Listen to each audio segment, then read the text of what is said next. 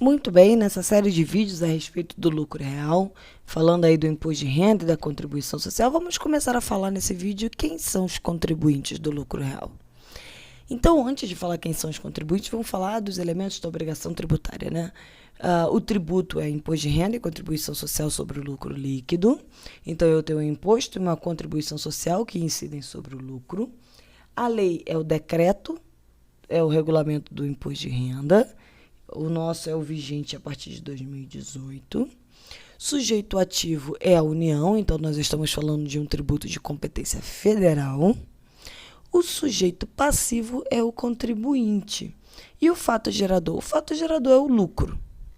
Então, vamos falar um pouco a respeito de quem é o contribuinte do lucro real. Quem tem o fato gerador? A primeira coisa que eu digo para vocês é que existem algumas situações em que obrigam a empresa a estar no lucro real. Os restantes são empresas que podem optar pelo lucro real ou não, tá? Então, algumas situações obrigam algumas empresas a estarem no lucro real. Elas não podem optar pelo Simples Nacional, elas não podem optar pelo lucro presumido.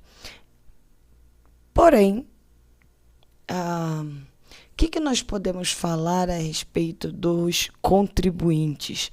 Se eu optei pelo lucro real, ou seja, eu não sou obrigada ao lucro real, mas eu optei, eu não posso mudar de ideia. Não tem como, ao longo do ano, eu querer ir para o Simples Nacional, para o lucro presumido. Eu só vou poder fazer essa alteração no ano seguinte, em janeiro do ano seguinte.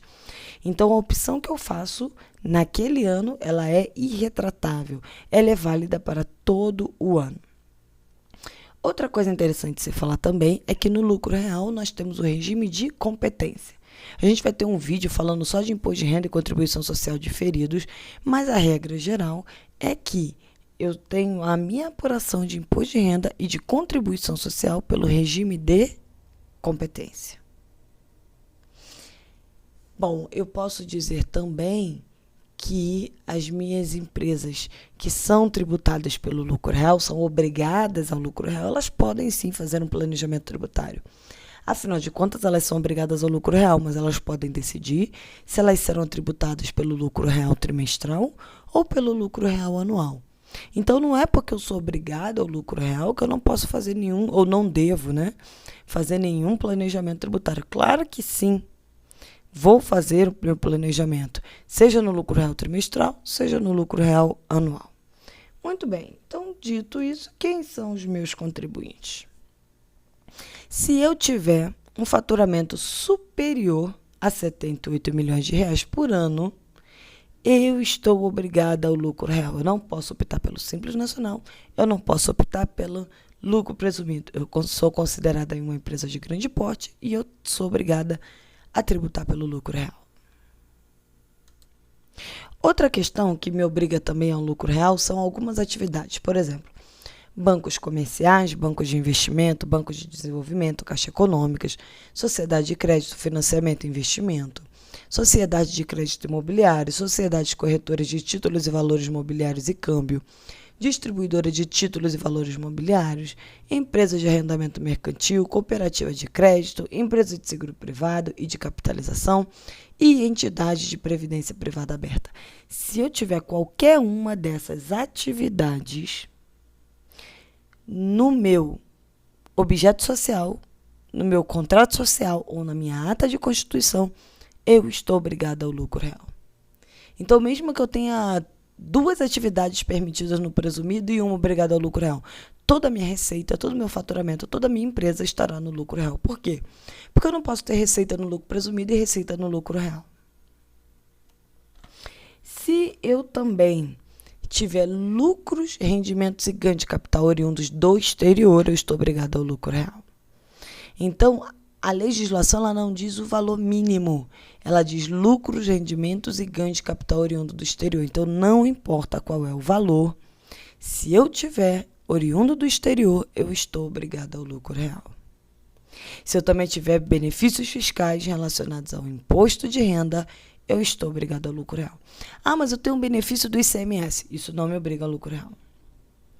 Ah, eu tenho um crédito presumido de PIS e COFINS, isso não me obriga ao lucro real. Ah, eu tenho um benefício fiscal do imposto de renda. Isso me obriga ao lucro real. Se eu também fizer o recolhimento pelo pagamento mensal por estimativa, que é no caso do lucro real anual, estou obrigado ao lucro real. E se eu tiver atividades de prestação cumulativa e contínua de serviços de assessoria creditícia, mercadológica, gestão de crédito, seleção de riscos, administração de contas a pagar e a receber, compra de direito creditórios resultantes de vendas mercantis a prazo ou a prestação de serviços. No caso, factoring. Essas atividades também me obrigam a estar no lucro real. Então, se você não está em nenhuma dessas situações, se você não é também uma SA, uma sociedade anônima de capital aberto, ou seja, uma empresa que negocia ações na Bolsa de Valores, você pode optar pelo lucro presumido ou pelo Simples Nacional. Se você estiver em qualquer uma dessas situações, você é obrigado ao lucro real. E aí, eu vou te explicar o que significa cada conceito, como se calcula e de que forma você pode ter economia tributária de forma lícita, conhecendo bem a legislação.